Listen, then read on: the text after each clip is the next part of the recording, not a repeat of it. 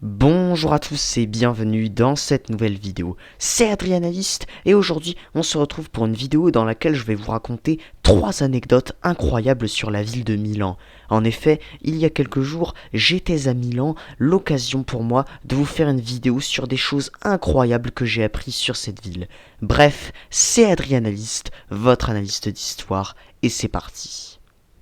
Je ne sais pas si vous connaissez ce monument. Si vous ne le connaissez pas, vous serez sûrement très étonné, car en effet, c'est un monument sur Napoléon. Mais que fait un monument sur un empereur français dans une ville italienne?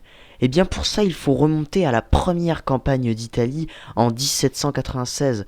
En effet, lorsque Napoléon bat les Autrichiens et entre dans Milan, il est accueilli en libérateur car il porte les idées de la Révolution et libère la Lombardie, donc la région dans laquelle Milan se situe, de l'occupation autrichienne. Ainsi, il est accueilli tel un héros. C'est pour ça qu'il a un monument en son honneur dans la ville de Milan.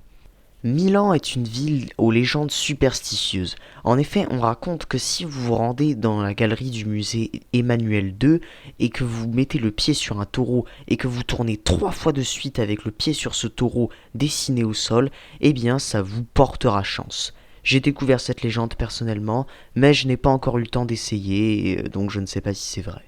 Vous connaissez sûrement la mythique cathédrale de Milan. Mais savez-vous qu'il y a une loi à Milan qui interdit de construire un bâtiment plus haut que cette cathédrale? Seuls certains gratte-ciels sont légèrement plus hauts qu'elle.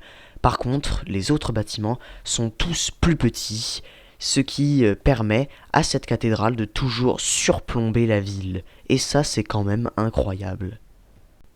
Si vous avez d'autres anecdotes sur cette ville, n'hésitez pas à le partager à la fin de cette vidéo.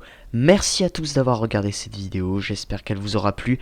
C'était Adrianaliste, votre analyste d'histoire. À la prochaine.